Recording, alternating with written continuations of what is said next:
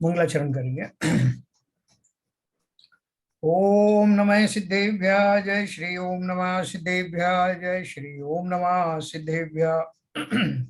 मंगलम भगवान वीरो मंगलम गौतमो गणे मंगलम कुंद कुंदाद्यो जयंदर्भोस्तु मंगलम सर्वमंगल मांगल्यम सर्व कल्याण कारकम प्रधानम सर्वधर्माणां जैनम जयतु शासनम जैनम जयतु शासनम जैनम जयतु शासनम। इष्टोपदेश ग्रंथ हम सब पढ़ रहे हैं और इसके जो दोहे दोहे हैं वो वास्तव में ऐसे हैं जिन्हें बार बार पढ़ने का मन करता है।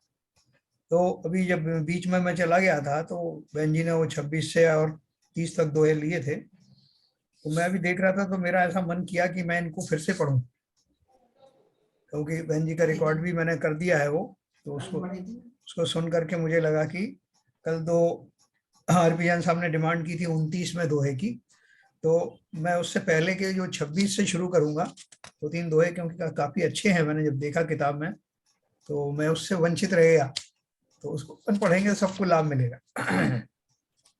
आपको भी क्या कहते हैं करने में अच्छा लगेगा। हाँ, अच्छा लगेगा।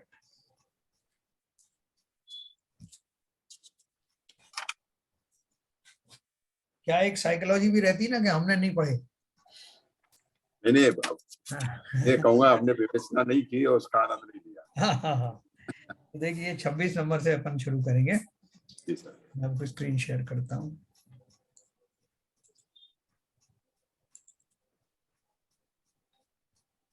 बंध और मुक्ति का कारण ना, बध्यते मुच्यते जीव सममो निर्मम क्रमात् तस्मात् सर्व प्रयत्नेन निर्ममत्वं विचिन्तयेत्। ममता भावों से बंधे छूटे समता भाव, अतः जीव सब यत्न कर ध्याये साम्य स्वभाव। है ना, तो कितना सिंपल बात कही उन्होंने। ममता भावों से बंधे, आगे लिखा ममता भाव वाला और ममता रहित जीव क्रम से बंधता है तथा छूटता है। जो ममता में रहता, ममता का अर्थ क्या है, जो वस्तुओं से, व्यक्तियों से, स्थानों से, पदार्थों से अनुराग करता है। कैसा अनुराग करता है कि वो उसके बिना रह नहीं सकता, उसको उनकी कमी हमेशा खलती रहती है अगर वो उन्हें ना मिले तो ऐसा जो ममता के भाव हैं, सबसे पहले तो जीव को अपने शरीर से बहुत गहरी ममता है और शरीर से ममता होने के कारण शरीर को टिकाए रखना चाहता है और ये मान के चलता है कि शरीर में जो इंद्रियां लगी हुई हैं, इन इंद्रियों के भोग करा करके शरीर को मैं सुखी कर दूंगा। जबकि शरीर में कोई ज्ञान है नहीं, वो क्या सुखी होगा, लेकिन उसके अनुराग के कारण हम वो सब करते रहते हैं, करना चाहते हैं। तो जैसे एक तोता है, आपने घर में तोता पाला है, तो तोते के प्रति आपको बहुत मोह हो गया, तो उसके लिए क्या, उसके लिए यथा योग्य भोजन होगा। किसी से पूछा तो उसने बोला था उसको लाल मिर्च बड़ी प्रिय होती है, तो अपन लाल मिर्च लेके आ गए और उसको खिला रहे हैं और वो जो आनंद से खा रहा है उससे हम भी आनंदित हो रहे हैं। ये हमारा अनुराग है। उसी परिपाटी का पालन करते हुए हम इस शरीर को ये मानकर चल रहे हैं कि एक तो ये शरीर मेरा है या मैं ही शरीर हूं और इस शरीर को इसलिए सुखी करना मेरा फर्ज बनता है। तो शरीर को सुखी कैसे किया जाए, बोले साहब पंचेंद्रिय के भोग इसको अच्छे लगते हैं इसलिए मैं वो करा रहा हूं, जबकि उस शरीर को क्या पता कि क्या भोग हो रहा है। उस शरीरों के पीछे रहने वाला मैं ही वास्तव में उन भोगों का आनंद लेता हूं। वो कैसा आनंद लेता हूं, कृत्रिम आनंद, वास्तविक आनंद तो है ही नहीं। सारी वस्तुएं शरीर के ऊपर से होके गुजर रही हैं, शरीर में से होके गुजर रही हैं और उसका भान मुझे होने के कारण मुझे ये भ्रम होता है कि इनका आनंद मैं ही ले रहा हूं। ये हमारा भ्रम है। इसलिए उन्होंने लिखा कि इसी भ्रम के कारण और शरीर आदि के प्रति, शरीर के साथ और दूसरे संबंध है ना, मेरा बेटा है, मेरी बेटी है, मेरी पत्नी है, मेरे पति है, ये सारे जो उस शरीर से जुड़े हुए हैं, उनमें भी इसलिए अनुराग या ममता पाई जाती है। उन्होंने सिंपल बात कही कि संसार से छूटना है या बंधे रहना है, तो सीधा बोला ममता भावों से बंधे और छूटे समता भाव। ममता भाव से छूट गए तो समता आ गई। अतः जीव सब यत्न कर ध्यावे साम्य स्वभाव। अगर आपको इनसे छूटना है तो क्या करो, सब यत्न कर, सारे यत्न से जैसे भी बने अपनी समता के स्वभाव में आ जाना। तो ममता भाव वाला और ममता रहित जीव क्रम से बंधता है तथा छूटता है। इस कारण सर्व प्रयत्न से निर्ममत्व को ध्यावे। ममता भाव वाला रागी जीव कर्मों से बंधता है और ममता रहित वीतरागी जीव मुक्त हो जाता है। सिंपल फार्मूला है। इसलिए पूरे प्रयत्न के साथ निर्ममता, निर्ममता यानी समता वीतरागता। देखो निर्ममता के अर्थ ये भी हैं। निर्ममता नहीं होगी तो क्या होगा, मतलब निर्ममता होगी तो समता धारण होगा, क्योंकि किसी में जब मोह नहीं रहा तो समता में आ गए। इसी को वीतरागता कहते हैं, क्योंकि किसी में राग नहीं रहा। तो इसलिए पूरे प्रयत्न के साथ निर्ममता, समता, वीतरागता भाव का ही चिंतन करना चाहिए। तो जब अपन किसी से कहते हैं कि भैया निर्मम बनो, तो इस निर्मम बनने का अर्थ लोग समझते हैं कि क्रूर बन गया। तो सारे साहब बड़ी निर्ममता से उसकी हत्या कर दी गई, आता ना शब्द। वहां उसको किस रूप में प्रयोग करते हैं उसको, कि बड़ी दया, बिना दया के, अदया के भाव पूर्वक उसका ऐसा किया गया। यहाँ निर्ममता का अर्थ क्या है, वो अनुराग जिसमें मैं बहुत गहराई से जुड़ जाता हूं, वो मोह, उसकी बात चल रही, या क्रूरता की बात नहीं चल रही। और समता में जब आने का वो बोलते हैं कि सब जीवों को समता धारण करना चाहिए, तो समता क्या है, ना काहू से दोस्ती, ना काहू से बैर, यानी राग द्वेष से रहितता ही तो समता है। और जब राग द्वेष से रहितता हो जाएगी तो वीतरागता का उत्पत्ति होगी। इसी का नाम वीतरागता है। लास्ट में जो पद दिया मैं पढ़ता हूं। इसीलिए तुम पूर्ण यत्न से निर्ममता का मनन करो, चिंतन मंथन आराधन भी तथा उसी को नमन करो। जीव कर्म से बंधता तब है, ममता से जब मंडित हो, बंधन से भी मुक्त वही हो, निर्ममता में पंडित हो। इतनी बढ़िया बात लिखी। निर्ममता में पंडिताई कहां से आ गई? तो आप बोल रहे हो कि मतलब क्रूर भी इतना क्रूर हो कि उसके सारे उसमें एक्सपर्टाइज हो क्रूरता की। यहाँ क्रूरता की बात नहीं है, यहाँ निर्ममता में पंडित का मतलब निर्ममता का पालन करने में अत्यंत चतुर और प्रकांड हो। अर्थात सभी वस्तु, उसको ऐसा होने के लिए क्या करना पड़ेगा, सबसे पहले तो वस्तु का स्वरूप समझना पड़ेगा कि संसार में कोई भी वस्तु मेरी है नहीं, मैं ही मेरा करता धरता, मेरे अलावा कोई भी वस्तु मेरा ना तो मेरी है और ना ही मेरा कल्याण करने वाली है। ऐसा भाव जिसको आ जाएगा तो प्रकांड हो गया ना वो, उसको किसी पर वस्तु में जरा भी किंचित भी लगाव नहीं रहेगा, और तब उसका आचरण वैसा ही होगा जैसा कि श्रेष्ठ पंडितों का, विद्वानों का, वीतरागियों का हुआ करता ना। इसलिए उन्होंने कहा जीव कर्म से बंधता तब है, ममता से जब मंडित हो, बंधन से भी मुक्त वही हो, निर्ममता में पंडित हो। वीतराग कौन बनता है?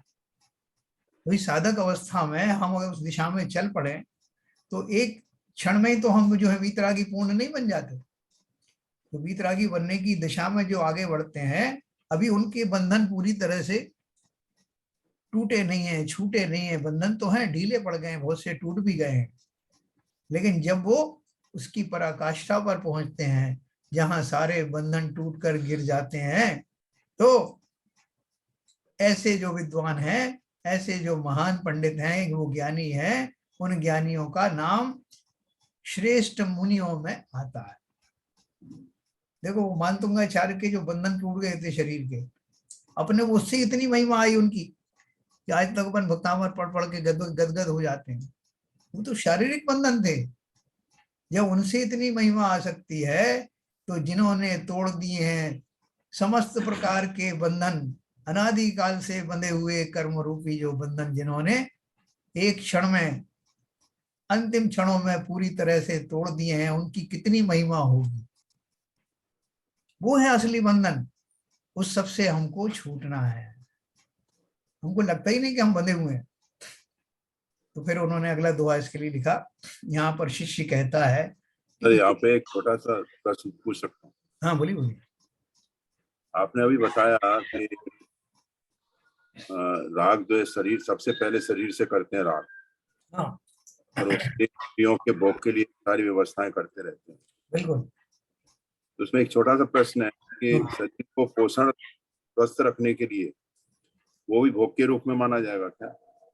शरीर को ढकने के लिए, शरीर को स्वस्थ रखने के लिए हाँ ये जो भी संयम और ये मोक्ष मार्ग पर चल सके जिससे शरीर स्वस्थ रहे, हाँ तो भावना ये नहीं है इंद्रियों के भोगों की तृप्ति के लिए, हाँ पर जो मिनिमम रिक्वायरमेंट है शरीर का स्वस्थ रखने के लिए, हाँ।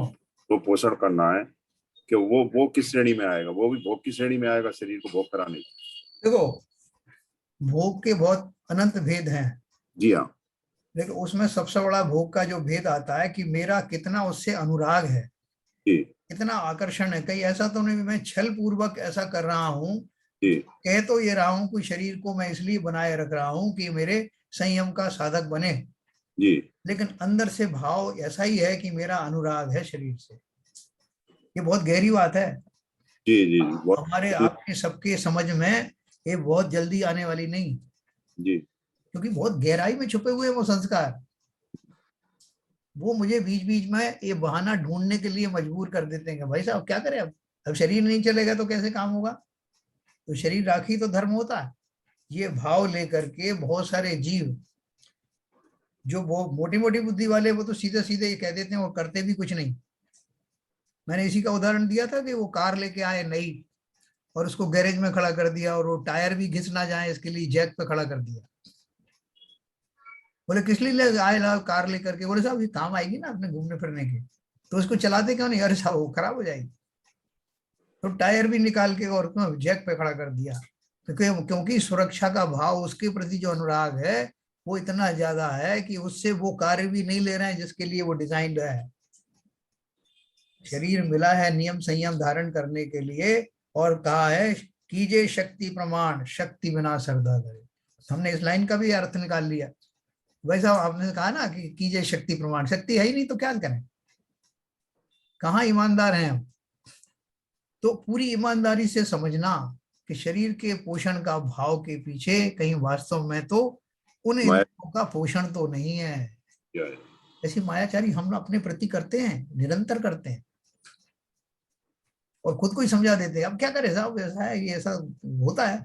लेकिन वो जो मुनिराज जो आहार के लिए निकलते हैं, वहां उनके उनका जो भेद हो वो इससे कंपेयर नहीं कर सकते।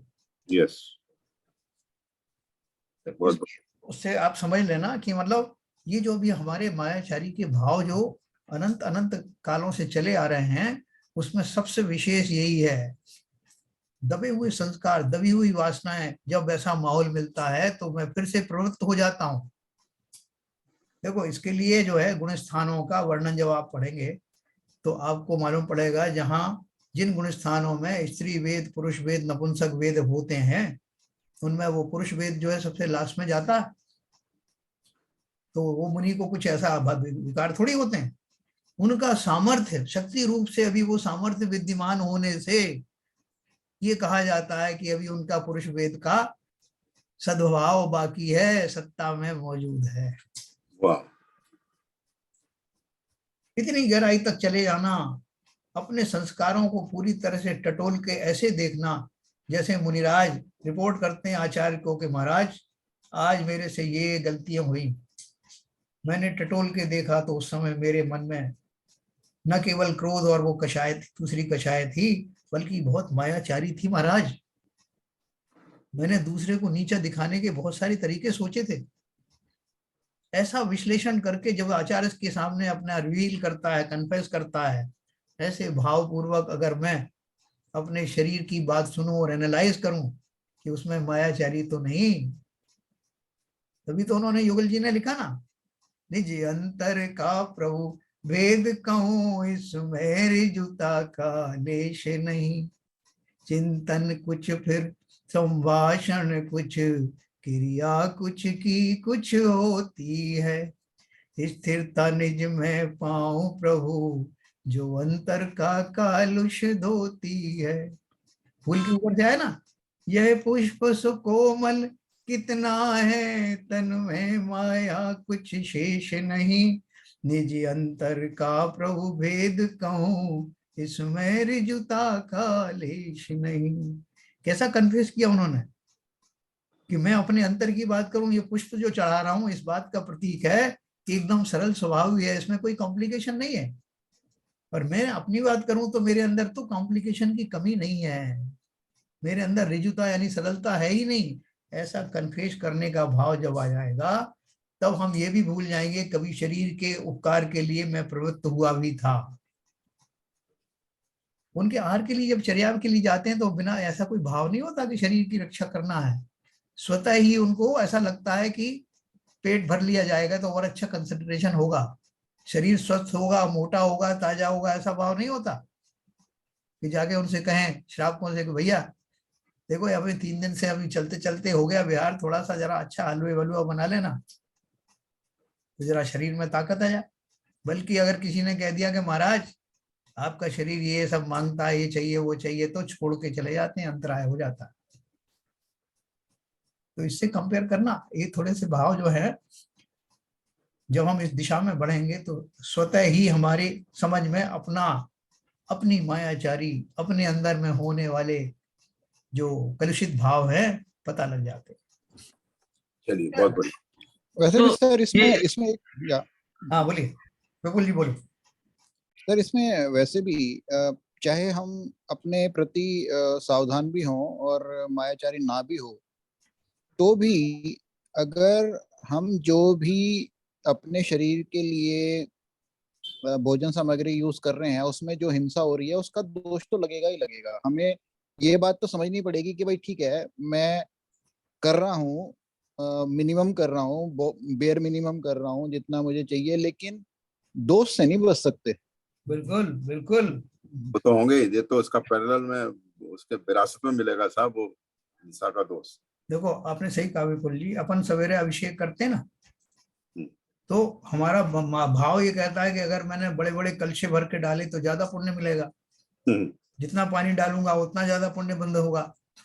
और इसी मिथ्या भ्रांति के कारण लोग ऐसा करते भी हैं, जबकि हम सब जानते हैं कि पानी की एक बूंद में कितने जो है वो जल काय के जीव रहते हैं। 10 जीवों को तो छान लिया आपने, लेकिन वो जल काय के जीव तो छनते नहीं। तो जितना जितना पानी आप इस्तेमाल करोगे वो उतना ही आपके खाते में जाएगी हिंसा, बच नहीं सकते। अब आप देखो भाव तो ऐसे इतने बने नहीं है जबरदस्त, शुभ भाव तो उतने बने नहीं है और आपकी हिंसा ज्यादा हो गई, तो तोल लेना कि कौन सी चीज ज्यादा हुई। एक बूंद पानी में वैज्ञानिकों ने बताया ना कितने कितने जीव रहते हैं, उन्होंने तो 30 जीवों की गिनती बताई है। वो जो उसके जल काय के जीव उनकी तो संख्या ही नहीं। गरम करते तो भाई जब गर्म करते हैं अपन, हमने तो प्रासुक कर लिया था, तो प्रासुक करने वो जीव मरे नहीं क्या? अग्नि काय के भी मरे, पृथ्वी काय के भी मरे, जहां वो अग्नि रखी है। ये देखो, अभी अपन को आपने सही कहा बिल्कुल, ये समय है हमें समझने का कि मैं कितने पापों का उपार्जन कर रहा हूं और अज्ञानतावश जो उनको धर्म धार्मिक कार्य मान रहा हूं।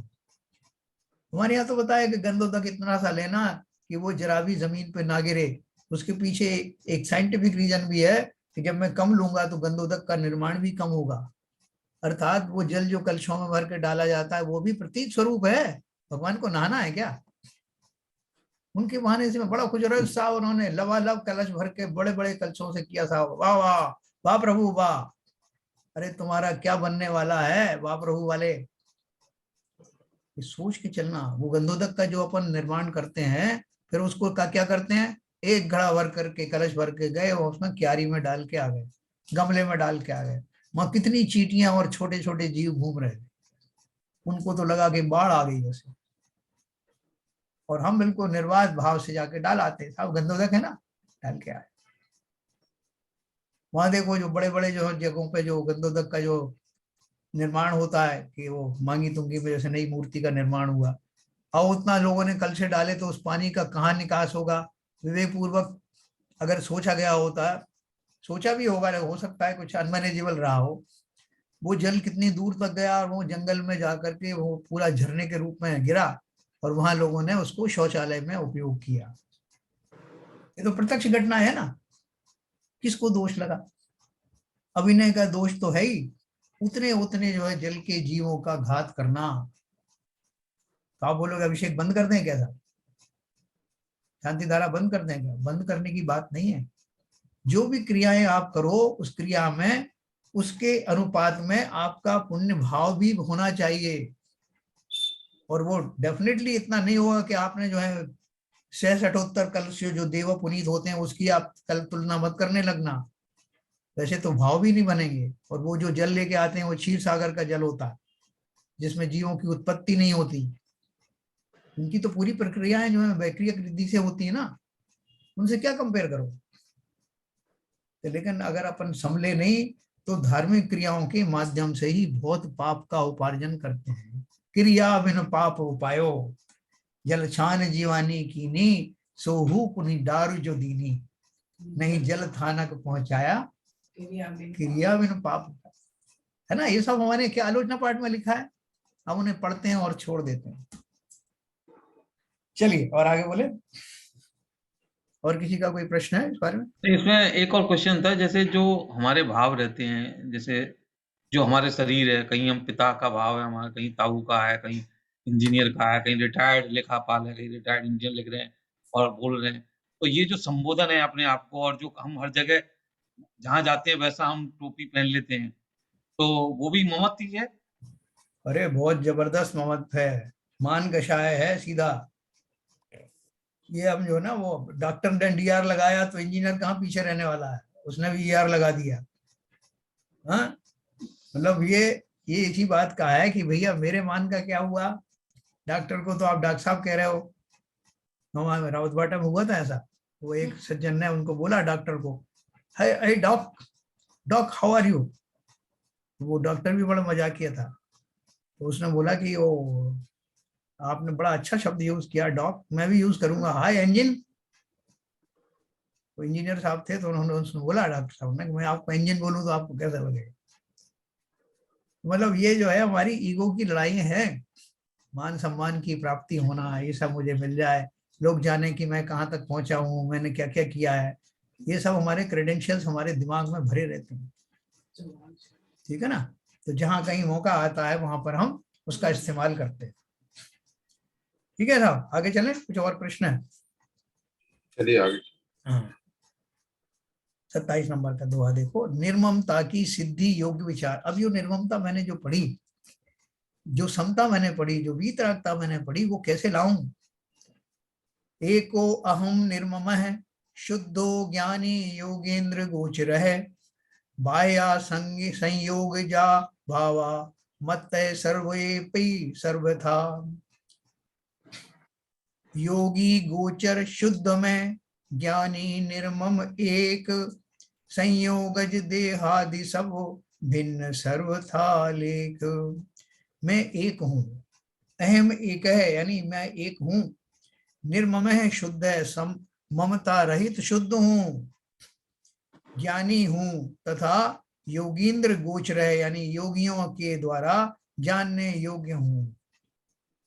सभी संयोग चा भावा, संयोग से उत्पन्न होने वाले पदार्थ मुझसे सर्वथा बाया, सब तरह से भिन्न है?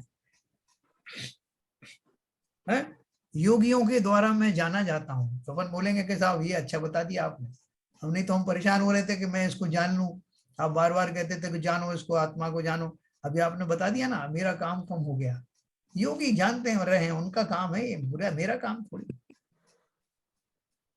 तो उन्होंने कहा कि तुम भी योगी ही हो, लेकिन वो योगी वाली जब तुम्हारी स्टेज आएगी तब तुम भी जान पाओगे। शक्ति रूप से योगी हम सब हैं, क्या कमी है, लेकिन अभी योगी पने पर उतारू नहीं हुए हैं।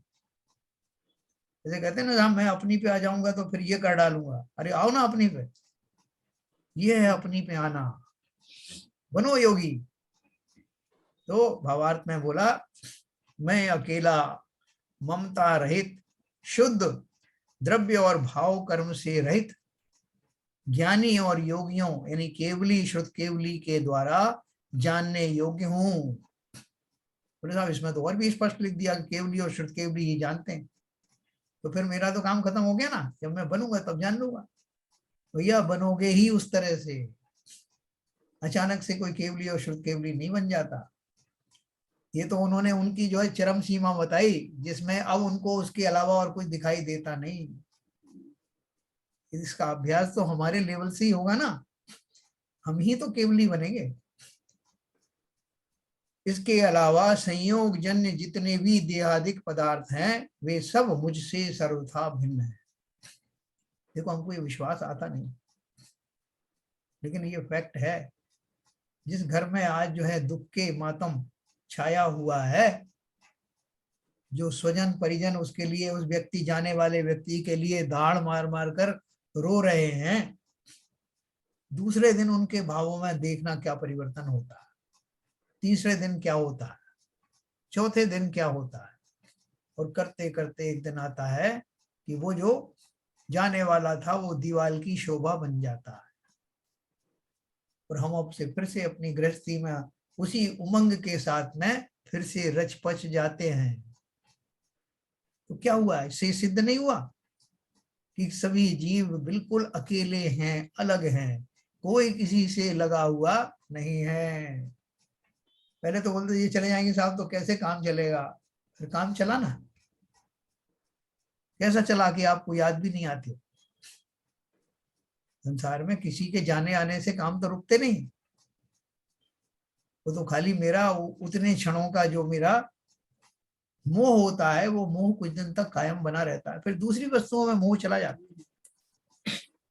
तो एक अकेला नहीं लिखा ना, इसके अलावा संयोग जन्य जितने भी देहादिक पदार्थ हैं वे सब मुझसे सर्वथा भिन्न हैं। ये हम प्रत्यक्ष देखते हैं, तो इसको बार बार दोहराना, लोगों के सामने कहने की जरूरत नहीं, अंदर से ही इस बात का ध्यान करना। आप वो अकेला अवतरे मरे अकेला हो, यही उन्होंने लिखा है यहाँ पे। एक अकेला निर्मम हूं मैं, योगी को ही दिखता हूं। तुम बन जाओ योगी, तुम्हें दिखने लगूंगा। एक अकेला निर्मम हूं मैं, योगी को ही दिखता हूं। शुद्ध शुभ्र हूं ज्ञानी होता, ज्ञानामृत को चखता हूं। माया ममता मोह मान मद, संयोग ये भाव अरे। भिन्न सर्वथा मुझसे है यूं, इनमें हम समभाव धरे। न केवल व्यक्ति, न केवल वस्तु, बल्कि भाव भी, संयोग वाले जो भाव हैं, ये मेरा है, वो उसका है, ये फलाना है, ये भाव भी मेरे से भिन्न है। तो क्या बात कर रहे हो, भाव तो मेरे में ही तो उत्पन्न हुए हैं, आप भिन्न कहाँ हो गए। हम में अवश्य उत्पन्न हुए हैं, लेकिन किस अवस्था में उत्पन्न हुए हैं, जब मैं अज्ञानी हूं। ज्ञानी होने पर या स्वाभाविक अवस्था में ये भाव आएंगे क्या, ये मेरा है, वो पराया है, फलाना है। अगर वैसे भाव आएंगे तो मैं ज्ञानी हुआ किस बात का ज्ञानी, और कैसे वीतरागी। तो इसलिए उन्होंने बोला ये जो छोटे छोटे जो नियम बता रहे हैं ना, इसका चिंतन करना। दोबारा भावना जैसे ही भाव, फिर भावना करने वाला सोचता है कि देहादिक के संबंध से प्राणियों को क्या होता है, क्या फल मिलता है। उसी समय वह स्वयं ही समाधान करता है। कौन करता है, भावना करने वाला। बोल रहे फिर भावना करने वाला सोचता है जिसने ये जो भाव कर रहा था ना देहादिक के प्रति ममता का, वही जीव अब दूसरी तरह सोच रहा है कि देहादिक के संबंध से प्राणियों को क्या होता है, अर्थात क्या फल मिलता है। उसी समय वह स्वयं ही समाधान करता है। देखो हमारे शास्त्रों में जितनी बातें लिखी ना, थोड़े काल के पश्चात हम ये शास्त्रों को पढ़ने के बाद इस दशा को प्राप्त होंगे कि हम किसी भी शास्त्र को पढ़ेंगे, हमको हमें से वही अर्थ निकलेगा अपने आप ही,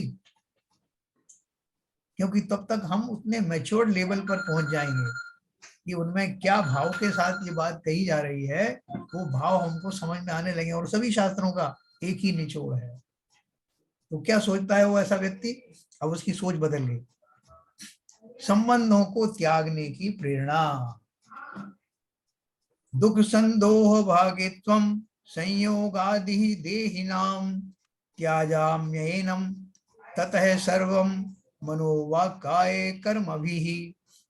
इन संयोगों से सभी भारी दुख उठाए, अतः त्रियोगी से सभी तू संबंध छुड़ाए। क्या बोल रहा है, इस संसार में जीवों को संयोग से दुख समूह का भागीदार बनना पड़ता है। वो पूछ रहा है ना, स्वयं से पूछ रहा है यार ये देहों से जो बताया कि इनसे संबंध नहीं रखना है, इनके बारे में ज्यादा अनुराग नहीं रखना है, तो इससे क्या नुकसान है। उत्तर उसके अंदर से ही आया, बोला इस संसार में जीवों को संयोग से दुख समूह का भागीदार बनना पड़ता है। इस कारण इन सभी संयोगों को मन वचन काय की क्रिया से छोड़ता हूं। इस संसार में देहादिक के संबंध से प्राणियों को दुख भोगना पड़ता है, इसलिए शरीर और कर्म के इन सभी संबंधों को मैं मन वचन काय से छोड़ता हूँ। देखो ऊपर कर लीजिए। हाँ, अभी अपन जो है ना ये किसी की जो डेथ हो जाती है, तो अगर अपना है, बहुत गहरा संबंध रहा है, बहुत नजदीक का रिश्तेदार है, तो हम बहुत दुखी होते हैं। जितना जितना उससे हमारा नजदीकी हम मानते हैं, उतना उतना दुख होता है। इसके विपरीत जो हमको व्हाट्सएप ग्रुप पे आता रहता है, आज फलाना फलाना एक दुख की खबर है, फलाना चला गया, तो हम 1 मिनट भी नहीं लगाते, उसमें से एक आध जो है वो स्माइली पकड़ी और उसमें लिख दिया ओम शांति ओम, 2 हाथ दिखा दिया। ये सब करते हुए हमें कोई विशेष दुख नहीं होता। थोड़ा बहुत कोई जानने, जिसको हम जानते होंगे तो थोड़ा एक क्षण के लिए थोड़ा होता है, जिसको बिल्कुल नहीं जानते मैकेनिकली ऐसे हाथ जोड़ देते हैं। इसका अर्थ क्या है कि दुख का सीधा सीधा रिश्ता मेरा उन व्यक्तियों के प्रति होने वाले अनुराग से ही है। उतने प्रोपोर्शन में दुख होगा जितना मेरा उससे अनुराग। तो ज्ञानियों के लिए तो क्या नजदीक का व्यक्ति है, क्या दूर का व्यक्ति है, सब में एक जैसे भाव रहते हैं, ये हमें विश्वास नहीं होता। बेटा खत्म हो गया, जाकर के उनकी माताजी ने उनके पैरों में रख दिया। धनंजय कवि जो है अपने पूजन में भक्ति में मस्त थे, और पत्नी ने कहा तुम लगे रहो इसमें, ये बेटा चला गया, कैसे निर्दयी हो तुम। और वो अपने उसी भाव के साथ लगे रहे। उन्होंने स्तोत्र की रचनाएं की, अपने आप ही हो गई। और बाद में चूंकि इसकी आयु बाकी थी, मरा नहीं था, सर्प के दंश से मूर्छित था, जिंदा हो गया। पत्नी जैसी दुखी हुई थी वैसी खुश भी हो गई। लेकिन धनंजय कवि जो है वैसी उसी मुद्रा में बने रहे, ना उस समय संतप्त हुए और ना इस समय हर्षित हुए। ये ज्ञानियों की दशा है। हमें भी तो ज्ञानी बनना है ना। हम क्यों चाहेंगे कि हमें को भी बार बार दुख होता रहे? हम क्यों नहीं चाहेंगे कि हमें भी ऐसा फार्मूला मिल जाए कि होकर सुख में मगर न फूले, दुख में कभी ना घबरावे। ये उन्होंने ये 4 लाइन का बोला समय सागर जी ने, समय सागर महाराज ने। असहनीय दुखों का फल है यह संसारी बना हुआ, है ना, ये फल है। संसारी बने रहने का फल क्या है? असहनीय दुखों का फल है यह संसारी बना हुआ, संयोगज भावों का फल है रागादिक में सना हुआ। इसी बात को जान मान कर उपकृत हूँ गुरु वचनों से। ये बात मेरे समझ में आ गए तो मैं उनका उपकार मानता हूँ। राग आदि को पूर्ण त्यागता, तन से मन से वचनों से। अब मैं ये संकल्प करता हूं कि जिस बात में इतना मर्म भरा है, जो मेरे समस्त दुखों की औषधि है, ऐसा जो जिनदेव के जो वचन है कि जितना जितना मोह से दूर रहूंगा उतना उतना मेरे दुखों का नाश होता जाएगा। अब मैं आपकी इन बातों को मन से, वचन से और काया से स्वीकार करता हूं। ये इसका फल है। स्वाध्याय आदि करने का, वास्तविक स्वाध्याय करने का अर्थ ये है कि जो जो उपाय उन्होंने बताए हैं उनको अपनाते हुए, उनमें संकल्पित होते हुए मैं बहुत हर्षित होता हूं कि अरे आज ये फार्मूला मुझे मिला। तब माना जाएगा कि मैंने आज उस बात को माना, जान करके माना। तो इस प्रकार हमारा 28वां ये होगा। उसके आगे उन्होंने लिखा है, फिर भावना करने वाला सोचता है कि पुद्गल यानी शारीराधिक रूपी मूर्त द्रव्य के साथ, जैसा कि आगम में सुना जाता है, जीव का संबंध है। उस संबंध के कारण ही जीव का मरण व रोग आदि होते हैं तथा मरणादि संबंधी बाधाएं भी होती हैं। तब इन्हें कैसे व किस भावना से हटाया जावे, यह भावना करने वाला स्वयं ही समाधान कर लेता है। देखो अभी इस स्टेज में पहुंच गया है वो भावना करने वाला, यानी हम और आप, कि अपने प्रश्नों का उत्तर भी हम स्वयं ही देने लगते हैं। किसी दूसरे को बताने की जरूरत नहीं है, हम स्वयं ही उसका समाधान खोजते हैं।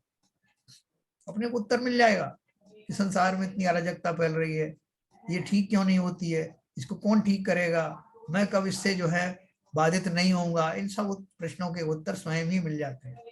तो देखो उन्होंने क्या लिखा, वो समता की जो भावना कर रहा है वो सोचता है कि ये शरीर आदिक रूपी मूर्त द्रव्य के साथ, जैसा कि आगम में सुना जाता है, जीव का संबंध है। उस संबंध के कारण ही जीव का मरण व रोग आदि होते हैं तथा मरणादि संबंधी बाधाएं भी होती हैं। तब इन्हें कैसे व किस भावना से हटाया जावे। देखो जो जीव का जो संबंध है शरीर आदि से, वो एक्चुअल में होता है। एक्चुअल में होता अर्थात अज्ञान दशा में सभी जीवों को अनादिकाल से जिस काया में जन्म लेता है, उस काया से उसको ममत्व हुए बिना रहता नहीं। तो बोल रहे हैं कि ये संबंध तो जो है अनादिकाल से चल रहे हैं, इसी कारण से उन्हीं का मरण होता है जिसका मुझे अफसोस होता है, उस शरीर में रोग होते हैं जिससे मैं दुखी होता हूँ। तो ये सब जो बाधाएं आती हैं और उनके प्रति जो भाव बनते हैं, ये भावों से कैसे छूटूं। ये तो सहज में ही होते हैं ना। हम सबको भी यही लगता है कि साहब ये आप धर्म कर्म पढ़ा रहे हो वो तो अलग चीज है, लेकिन शरीर के ऊपर कोई बाधा आ जाए तो मन तो नहीं मानता ना। तो वो स्वयं से प्रश्न कर रहा है, स्वयं से प्रश्न कर रहा है कि ये संबंध तो हमारे होते हैं, लेकिन वो संबंध से मेरा तात्पर्य क्या है, खुद से ही पूछ रहा है। तो वो अभी बता रहे हैं, वो स्वयं ही चिंतन करेगा। बहुत गलिक परिणति मेरी नहीं है ना। वो जीव के चिंतन ऐसे कैसे हो गया। स्वाध्याय किया था, जिनेंद्र देव की वाणी सुनी थी, तो अब जो प्रश्न उठते हैं उन प्रश्न का उत्तर स्वयं ही देने में समर्थ है। तो क्या दिया उसने, जो अपन ने कल पढ़ा था, न मे मृत्यु कुतो भीतिर्न मे व्याधि कुतो व्यथा, न हम बालो न वृद्धो अहम न युवे तानि पुद्गले। दुख कहाँ जब रोग ना, मरण न फिर क्यों भीत, बाल युवा नहीं वृद्ध में सब पुद्गल प्रतीत। मेरी मृत्यु नहीं होती, इस कारण भय कहाँ से हो सकता है। खुद को समझा रहा है। हम कब इस स्थिति में आएंगे जब स्वयं को ही संबोधेंगे। भय कहाँ से हो सकता है, मुझे कोई रोग नहीं होता, इसलिए दुख कहाँ से हो सकता है। रोग कहाँ होते हैं, रोगों की उत्पत्ति कहाँ से होती है, शरीर में ही उत्पत्ति होती है और शरीर में ही विलीन भी हो जाते हैं वो रोगाणु। देखो कितनी विचित्र बात है। आत्मा ऐसा एक नोवल द्रव्य है, ऐसा एलिमेंट है जिसको कि कोई संसार की ताकत जरा भी बाधा पहुंचा नहीं सकते। ये प्रामाणिक बात है। तो अभी रोग पैदा करना है, मार धाड़ करना है, डराना धमकाना है, तो प्रकृति सारी व्यवस्थाएं किसके ऊपर करती है? जो शरीर आपको दिया गया है उसी के ऊपर ये सब प्रयोग होते हैं। आत्मा के ऊपर कोई प्रयोग कर नहीं सकता। इसलिए संसारी अवस्था में जब जीव इस शरीर के माध्यम से खोटे भाव आदि बांधता है तो सजा उस शरीर को ही मिलती है। आत्मा तो अपने आप ही प्रताड़ित हो जाता है यह सोच करके कि अरे अरे अरे मुझे पीटा या मेरे शरीर को मारा है। मैंने आपको कथा सुनाई थी ना कि एक सेठ जी का पुत्र जो है वो पुलिस वाले ने पकड़ लिया और उसमें जेल में उसको सलाख में डाल दिया, हवालात में। और भी ऐसे 2-4 लड़के थे उनको भी पकड़ा हुआ था। तो सेठ जी उसे छुड़ाने के लिए गए तो जब तक वो उसको मारने के लिए तैयार हो रहा था सेठ जी के बेटे पुलिस वाला, सेठ जी कह रहे रुको रुको भैया ये क्या कर रहे हो? बोले क्यों? इसने अपराध किया तो इसको मार रहा हूँ। बोले भैया देखो ऐसा दूसरा भी तरीका है ना, तुम इसको मार के डराना चाहते हो ना कि इसने गलत काम किया। बोले हाँ। बोले आप जो बगल में लड़का बैठा है उसको मारो ना चांटा खींच के, ये अपने आप डर जाएगा, इसको मारने की क्या जरूरत है? तो इस शरीर के माध्यम से प्रकृति जीव को ही तो डराती है कि तुम ये अपराध कर रहे हो तो हम तुम्हारी पिटाई करेंगे। पिटाई किसकी कर रहे हो? ये रोगों की गाथा भी ऐसी है। ज्ञानी इससे जरा भी घबराते नहीं, वो तो मानते हैं भैया हर चीज का इलाज होता है। शरीर के माध्यम से मैंने कुछ खोटे भाव किए थे तो शरीर को सजा उसकी मिलती है, और सजा तो मुझे भी मिलना चाहिए ना। तो मुझे क्या सजा मिलती है? भावों से मैंने इसके प्रति अनुराग किया था तो अब वो खोटे भाव दुखी वाले भाव भी मुझको ही मिलते हैं। पिट रहा है शरीर लेकिन दुखी कौन हो रहा है? मारा तो शरीर को और पछतावा हुआ आत्मा को। तो ये जो सिमली है इसको लेकर के उन्होंने बोला कि जो शरीर में जो रोग आदि भी होते हैं वो मुझे नहीं होते, मैं स्वस्थ हूं। स्वस्थ का अर्थ क्या है? मैं स्वभाव भी मैं हूं। जो स्वभाव में आ गया उसको किसी तरह की बाधाएं होती नहीं, कोई रोग नहीं होते। लेकिन डराने के लिए, मेरे खोटे भावों से निवृत्त करने के लिए मुझे बहुत डराया भी जाता है। भाई साहब लगभग 8 करोड़ जो है रोगाणु शरीर में होते हैं और कोई सा भी रोगाणु कभी भी सक्रिय हो सकता है, इसलिए बहुत सावधान रहना। किस किस से सावधान रहो? साहब मैं ये नहीं खाऊंगा, मैं वो नहीं पीऊंगा, मैं सब ये व्यवस्थाएं करने लगता हूँ। 8 करोड़ तरह के हैं फिर भी जिसे वो जो होना है वो होता ही है। जैसा पता नहीं इनको कैंसर कैसे हो गया, ना तो ये दारू पीते थे, ना सिगरेट पीते थे, ना कुछ और करते थे, और पूरी एक्सरसाइज करते थे साहब। पता नहीं क्या हो गया इनको। आप कहां तक हिसाब रखोगे उनका 8 करोड़ का? तो सीधा हिसाब किसका रखना है कि मेरे भाव इनके प्रति ममता में ना जाए, तो जो पूर्व कर्म का जितना दंड होना था वो भुगतने के पश्चात मुझे ऐसी पर्याय मिलेंगी जिनमें इस तरह के रोगों का कोई काम ही नहीं हो। तीर्थंकर आदि है ना जिनका शरीर कभी रोगग्रस्त हुआ ही नहीं, ना कभी होगा, और जिन ज्ञानियों को कभी उनके अशुभ के उदय से हो भी जाता है तो वो उसमें उनमें किसी तरह की विषमता लाते नहीं। वो स्थिति है सराहनीय। बाकी तो बाजराज मुनिराज को भी कोढ़ हुआ, श्रीपाल जी को भी कोढ़ हुआ, लेकिन सब ज्ञानी थे ना।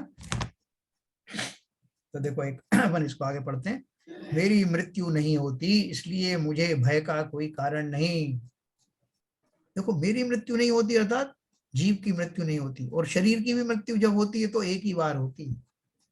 हर पर्याय में एक बार ही मृत्यु होती है वो शरीर की, और वो मृत्यु के क्षण निश्चित हैं। कैसे मरेंगे ये भी निश्चित है, किस क्षेत्र में मरेंगे ये भी निश्चित है, उस समय मेरे भाव कैसे होंगे ये भी निश्चित है।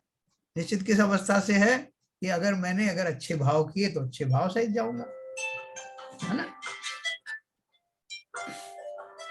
तो मेरी मृत्यु नहीं होती इसलिए मुझे भय का कोई कारण नहीं है। मुझे व्याधि नहीं होती, अतः मेरे लिए पीड़ा का भी कोई कारण नहीं है। मैं बालक नहीं होता, बूढ़ा नहीं होता, जवान नहीं होता, ये सब स्थितियां पौद्गलिक शरीर में ही घटित है ना। देखो अपन ध्यान से सोचो तो वास्तव में ये आत्मा के ऊपर कुछ भी घटित नहीं होता, परफेक्ट नोवल एलिमेंट है। जैसे अपन स्वर्ण के लिए बोलते हैं, स्वर्ण जब कीचड़ में घुस जाए, पानी में डाल दो, अग्नि में डाल दो, तब भी उसका कुछ बिगड़ता नहीं। ऐसा नोबल पदार्थ हूं मैं। डरने की कहाँ बात है, घबराने की बात कहाँ है। चलिए 4 दोहे अपन पढ़ते हैं, 4 लाइन। मरण नहीं है मेरा मुझको, कहाँ भीति हो किससे हो। भीति माने डर भय। व्याधि नहीं है मुझ में मुझको, वृथा व्यथा फिर किससे हो। बाल नहीं हूँ, युवा नहीं हूँ, वृद्ध नहीं हूँ, ज्ञात रहे। ये पुद्गल की रही दशाएं, चेतन मेरा साथ रहे। है ना। ये भाव जो है ये खाली पढ़ने के लिए नहीं है। जितना जितना इनको मैं अपने अंदर समाहित करूंगा, उतना उतना मेरी प्रसन्नता बढ़ती चली जाएगी। निरापद हो जाऊंगा मैं, भय मुक्त हो जाऊंगा। और यही फार्मूला उन अनंत जीवों ने जो आज सिद्ध शिला पर बैठे हैं, यही इसी को ही अपनाया था। हाँ, एक मैं और पढ़ता हूं। फिर भी भावना करने वाला खुद शंका करता है, यदि कही हुई नीति के अनुसार मुझे भय आदि ना होवे ना सही, परंतु जो जन्म से लगाकर अपनाई गई थी और भले ही जिन्हें मैंने भेद भावना के बल से छोड़ दिया है, ऐसी देहादिक वस्तुएं चिरकाल के अभ्यस्त अभेद संस्कार के वश से पश्चाताप करने वाली हो सकती हैं कि अपनी इन चीजों को मैंने क्यों छोड़ दिया। भावक अर्थात भावना करने वाला स्वयं ही प्रतिबुद्ध हो सोचता है कि नहीं, ऐसा नहीं हो सकता। है ना। कई बार क्या है, हम भावावेश में आकर के ऐसे ऐसे नियम संयम धारण कर लेते हैं। साहब मेरा त्याग है। क्या त्याग है? तो मेरा साहब आज जो है सब इस प्रकार के मीठे पदार्थ छोड़ दिए। आज अष्टमी या चतुर्दशी या कुछ भी, और मैंने आज किसी भी तरह की खरीद फरोख्त छोड़ दी है। व्यापार में कोई भी कुछ खरीदूंगा और नहीं करूंगा। ये मैंने जो है जब संकल्प लिया उस समय मेरे भाव उत्कृष्ट किस्म के थे, लेकिन थोड़े जब रात शाम होते होते मुझे लगा साहब ये मैंने जो ले तो लिया नियम, लेकिन मुझे मालूम पड़ा कि आज जो है घर में तरह तरह के व्यंजन बने थे और मेरी प्रसिद्ध चीजें जो मुझे पसंद थी वो सब बनी थी। तो मुझे थोड़ा पश्चाताप हुआ, यार मैंने कहाँ के कहाँ नियम ले लिए। और वो जो व्यापार का जो प्रपोजल आया था वो भी बड़ा लाभकारी था साहब, उसको मैंने छोड़ दिया। मैं कैसा पगला गया इन सब चीजों में। ये तो होते रहते नियम संयम, फिर धारण कर लेते। ऐसे भाव जब आते हैं तो उसका फिर से उसमें आसक्त बुद्धि आ जाती है और वो उसका जो बना हुआ पुण्य था बदल करके पाप में कन्वर्ट हो जाता। इसलिए चलते चलते 30 नंबर का, ज्ञानी की अनासक्त बुद्धि। ज्ञानी क्या सोचता है? मुक्तो जिता मुहुर्मोहान्मया सर्वे अपि पुद्गलाः उच्छिष्टेष्वि तेषवद्यमं विज्ञशिका स्पृहा। पुद्गल सारे मोह से भोग भोग तज दीन, अब क्यों मैं उस वमन से करूं राग हो लीन। सभी पुद्गल परमाणु मैंने मुंह से बार बार भोग करके छोड़ दिए। ये जितने भी मिष्ठानों की मैं बात कर रहा हूँ सब परमाणुओं से बने हैं। इन सब परमाणुओं को अनंत अनेक बार मैंने भोग भोग कर छोड़ दिया। अतः अब इस जूठन के समान, भोग के छोड़ दिए तो जूठन हो गए ना, उन पुद्गलों में मुझ बुद्धिमान की अभिलाषा कैसे हो सकती है। अब उसने अपने आप को फिर से संभाला। मोह भाव से मैंने सभी पुद्गल परमाणुओं को बार बार भोगा और छोड़ा है। अब जूठन के समान उन छोड़े हुए पदार्थों के प्रति मुझ बुद्धिमान की इच्छा कैसे हो सकती है, अर्थात अब उनके प्रति इच्छा ही नहीं है। ये कहकर के उस साधक ने अपने आप को ही संबोधित किया और वापस अपने को उन्हीं भावों में स्थापित किया। हाँ, बस ये 4 लाइन पढ़ के अपन समाप्त करेंगे।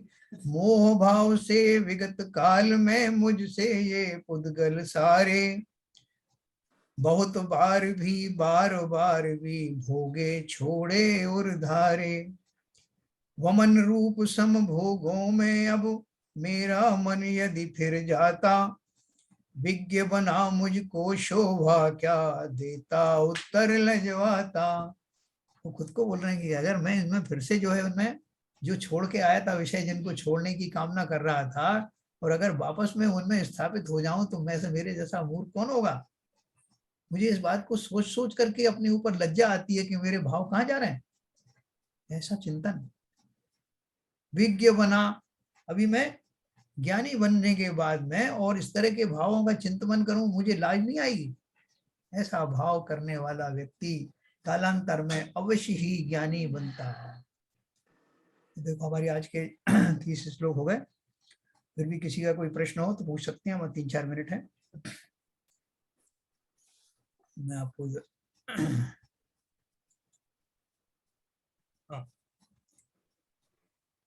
सब सहज में समझ में आया, अपन 2 बार पढ़ चुके हैं वैसे।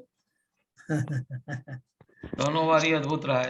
हाँ, आपने और भी काफी एग्जांपल्स जोड़ दिया है जिसमें। जी तो क्या देखो और वास्तव में देखा जाए तो ये जो 4 दोहे हैं, जितनी बार पढ़ो उतनी बार मतलब कम है ये। हाँ, वास्तव में जिसे कहते हैं ना कि बार-बार हिला देते हैं आपको अंदर से। यस, अच्छा लिखिए, बढ़ाओ। देखो आज ये कितनी बढ़िया बात हुई है कि मतलब आचार्य कह रहे हैं कि हम स्वयं ही अपने गुरु हैं, और अब इस लेवल पे आकर के जब हमको ये बातें सब समझ में आने लगी हैं तो स्वयं को स्वयं के आनंद का दान करना है। जो अंतराय कर्म है ना, क्या अंतराय कितने तरह के होते हैं?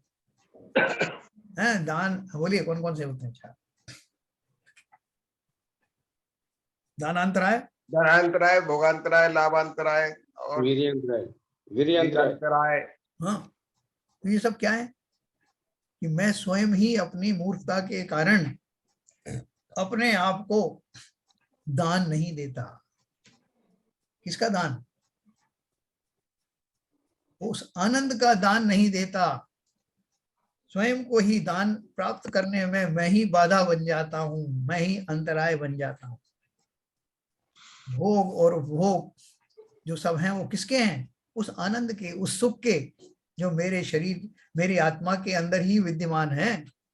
उन गुणों का दान, उनका भोग और उपभोग करने से मैं स्वयं को ही वंचित रखता हूं। इसलिए वो अंतराय कर्म ये है, बाहरी अंतराय की बात नहीं है। दानांतराय साहब मैं दान नहीं देने दिया तो किसी ने मुझे तो अंतराय हो गया, वो तो सब व्यवहार की बात है। और ये कौन से घातिया कर्म है अंतराय? तो घातिया कर्म की परिभाषा क्या है? जो आत्मा के अनुजीवी गुणों का घात करे, उसमें बाधा पहुंचाए। तो बाधा क्या पहुंचाएगा? जीव। जीव के पास तो धन आदि की कोई,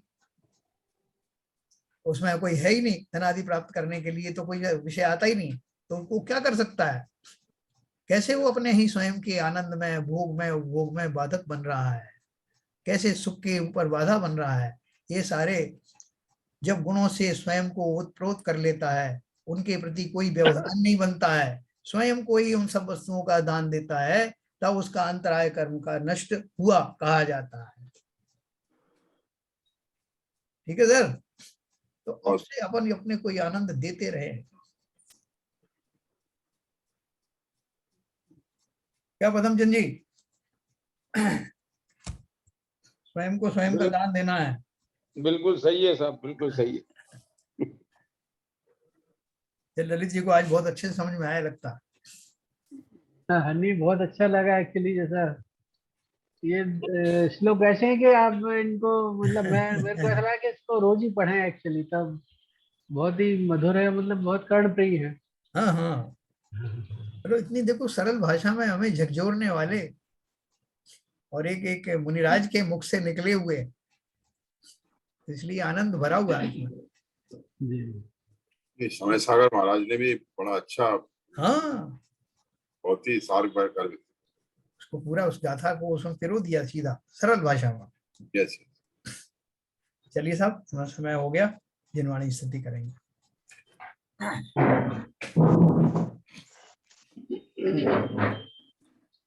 मिथ्यातम नाश वेको ज्ञान के प्रकाश वेको अपर भास वेको भानु शिव खानी है।